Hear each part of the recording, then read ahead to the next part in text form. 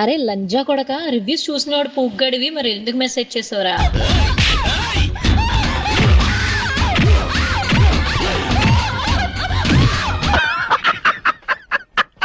రోజు బిజినెస్ లేకుండా పోయింది మా అయిందా? బాగైందా? ప్రతిదానికి ఓవర్ ఎక్స్ప్రెషన్. ఇప్పుడు అండి అసలు ఏం జరిగిందంటే నేను దీనికోసం వెయిట్ చేస్తున్నాను. మొదలుపెట్టు. అసలు ఒక ఆడపిల్ల అయ్యుండి అంత దారుణంగా ఎలా తిట్టగలిగింది, ఎలా మాట్లాడుతుంది బూతులని చాలా మంది అంటున్నారు. చూడండి. అరే లంజా కొడక, రివ్యూస్ చూసినవాడు పొగ్గడివి, మరి ఎందుకు మెసేజ్ చేసావురా? ఒక పర్సన్ కి తిట్టిన పర్సన్ కి కాకుండా వేరే కింద చాట్ ఉంటే ఆ చాట్ లో ప్రెస్ అయిపోయి బై మిస్టేక్ గా అతనికి వెళ్ళిపోయింది.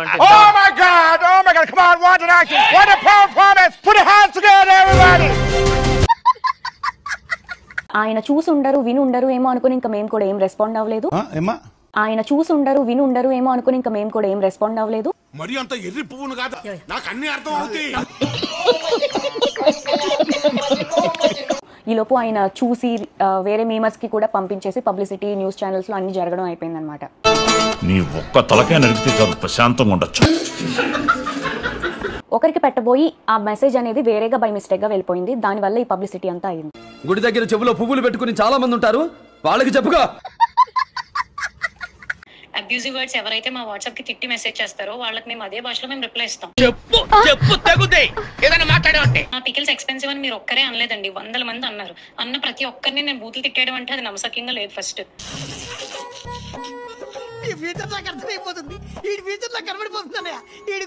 రమ్య అంటే నేను అనేది లేకపోతే అలెక్కి చిట్టి పికిల్స్ అనేది ఈ రోజు లేదు.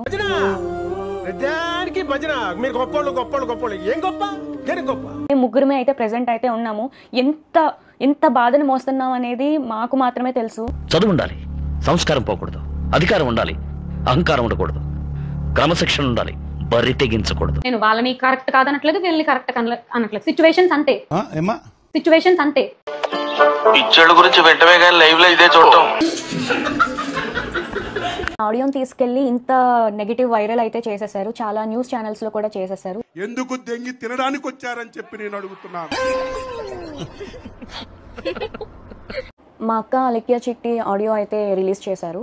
పిచ్ మోహన్ దానా, ఈ తక్కువ ప్రైస్ ని కూడా నువ్వు భరించలేను, high cost, too much cost, expensive అంటున్నావు అంటే ఏంటి సార్ ఈ పరిస్థితి? దరిద్రం. ఈ దరిద్రం ఏ రేంజ్ లో ఉందో నేను అర్థం చేసుకోగలను. నా మాటిని 4 ఇళ్లలో చూసుకుని పాస్ పని చేసుకుని బతుక్కో. ఎల్లు.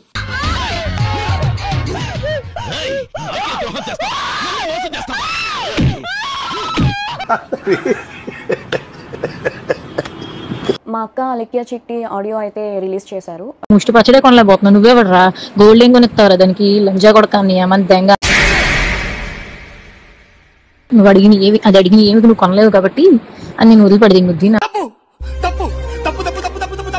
ఎక్స్పెన్సివ్ అన్నావంటే నీ అంత చీప్ ఫకింగ్ ఫెలో ఇంకెక్కడా ఉండడు. ఏంటి సార్ ఈ పరిస్థితి? దరిద్రం. ఇది 90s, 80s, 90s, 70s, 90s, 60s ఆ కాలం కాదండి మనం బతుకుతుంది.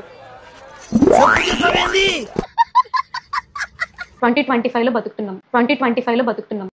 ఈ జన్మకి చాలు, నేను పోతాను, నాకు ఇది వద్దన్నయ్య, నేను పోతాను. కంప్లీట్ గా మా ఫ్యామిలీ అంతా డిపెండ్ అయ్యింది ఈ బిజినెస్ మీదే. రోజు బిజినెస్ లేకుండా పోయింది మాకు.